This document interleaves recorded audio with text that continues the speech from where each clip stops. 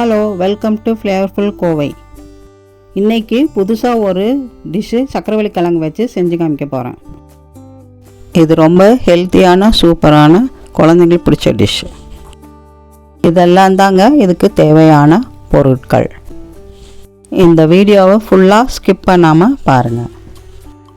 ஒரு பவுலில் 2 medium size கிழங்கு எடுத்து அதை 4 விசில் வச்சுட்டு 2 சக்கரவள்ளி கிழங்க 2 விசில் வச்சு அதையும் போட்டுட்டு அது கூட 1 கப் பெரிய வெங்காயம் பொடியாக நறுக்குனது, 1/2 கப் கேரட் சிரவுனது,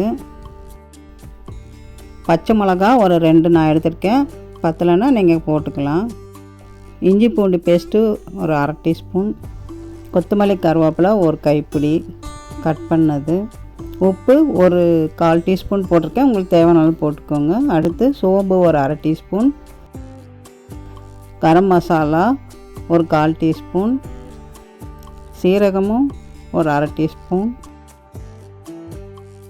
பெருங்காயத்தூள் ஒரு 1/4 டீஸ்பூன், பெப்பர் ஒரு 1/4 டீஸ்பூன் சேர்த்துட்டு நல்லா இதை கலக்கிக்கணும். எல்லாமே நல்லா பிளெண்ட் ஆகிற மாதிரி நல்லா நம்ம கலக்கிக்கணும்.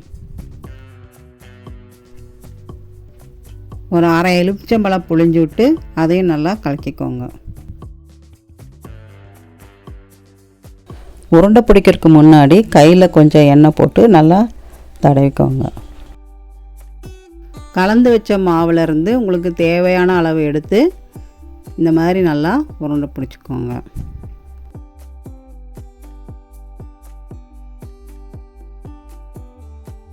பிடிச்சி வச்ச உருண்டையிலேருந்து ஒன்றா எடுத்து உள்ளங்கையில் வச்சு இப்படி நம்ம லேசாக ப்ரெஸ் பண்ணோம்னா கட்லட் ஷேப் வந்துடும். சைடெல்லாம் நீங்கள் இப்படி உருட்டி ஷேப் பண்ணிக்கலாம். வேறு எதாவது ஷேப் வேணாலும் உங்கள் இஷ்டத்துக்கு நீங்கள் பண்ணிக்கலாம். கட்லெட்டு பெரியற மாதிரி இருந்துச்சுன்னா நீங்கள் கொஞ்சம் ப்ரெட் க்ரம்ஸில் அதை பரட்டியும் எடுத்துக்கலாம். அடுத்து ஒரு தவாவை அடுப்பில் வச்சு சூடு பண்ணி அதில் கொஞ்சம் எண்ணெயும் தடவிட்டு அதில் ஒவ்வொரு கட்லெட்டாக நம்ம இப்படி வச்சு ஒரு சைடு வெந்ததும் அதுக்கு மேலே எண்ணெய் தடவி விட்டுட்டு திருப்பி போட்டுருங்க. இந்த மாதிரி சத்தான புதுசான டிஷ்ஷெல்லாம் செஞ்சு கொடுத்தா குழந்தைங்களுக்கு ரொம்ப பிடிக்கும். பாருங்கள் எவ்வளோ அழகாக கோல்டன் ப்ரௌன் கலரில் வந்திருக்கு. இதே மாதிரி திருப்பி போட்டு நல்லா 2 சைடு வெந்த பின்னாடி எடுத்துட்டோம்னா கட்லட் ரெடி. இது கூட நீங்கள் பொடலங்காய் சிரவி போடலாம், இல்லாட்டி பீர்க்கங்காயை கட் பண்ணியும் போடலாம். இந்த மாதிரி குழந்தைங்களுக்கு பிடிக்காத காய்கறியெல்லாம் நீங்கள் இது கூட சேர்த்துக்கிட்டிங்கன்னா அவங்களுக்கு தெரியாமல் அதை நல்லா விரும்பி சாப்பிட்ருவாங்க.